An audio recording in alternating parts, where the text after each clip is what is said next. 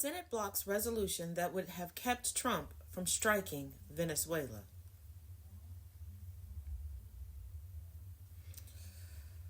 U.S. Senate Republicans blocked a resolution on Thursday that would have prevented President Donald Trump from attacking Venezuela without congressional authorization, a day after the administration officials told lawmakers that Washington is not currently planning strikes on Venezuelan territory.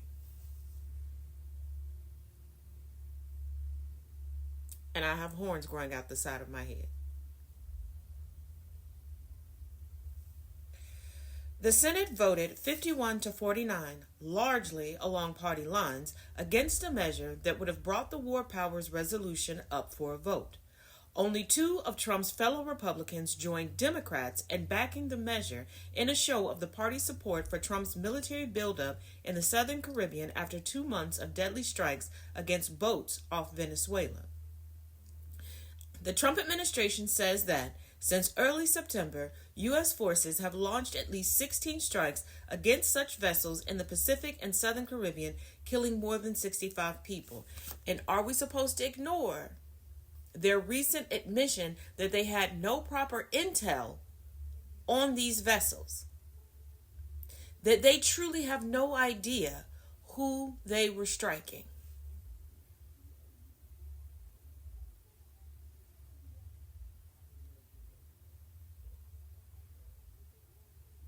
It's not enough to remind Trump that we have no kings here. You need to remind everybody.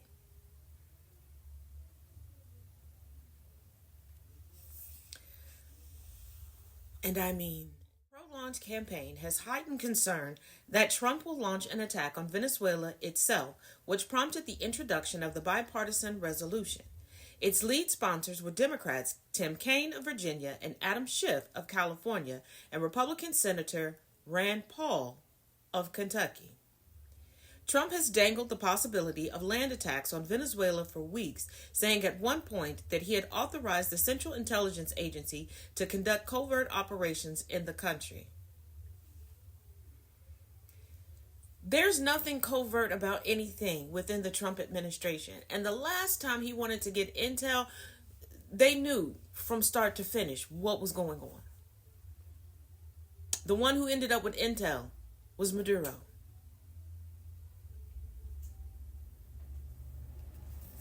He later denied he was considering strikes inside Venezuela, even as Washington continued to build up a large military presence in the Caribbean with fighter jets, warships, and thousands of troops.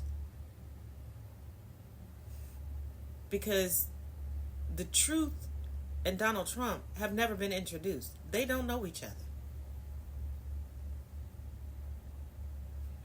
Secretary of State Marco Rubio and Secretary of Defense Pete Hegseth briefed congressional leaders and the Republican chairs and top Democrats on national security committees on the issue on Wednesday. Based on that briefing, I think the administration does not want to go to war with Venezuela.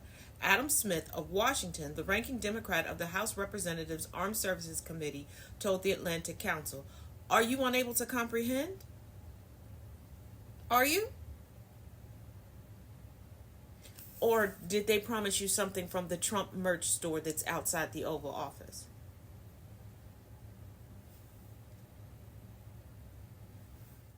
But then again, President Trump is rather known for his, what would be the best way to put this, chaotic approach to things.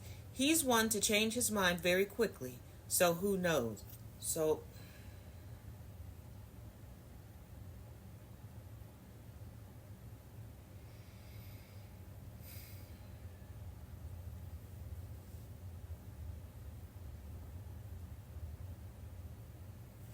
I need everyone to stop treating the current state of affairs as if it is simply a board game that is coming to a close. The further you allow him to dismantle things is the longer before we can have a sense of normalcy and a pure sense of security. By the time Joseph Robinette Biden took office, we were barely back to the starting point of what was discombobulated due to McCarthyism.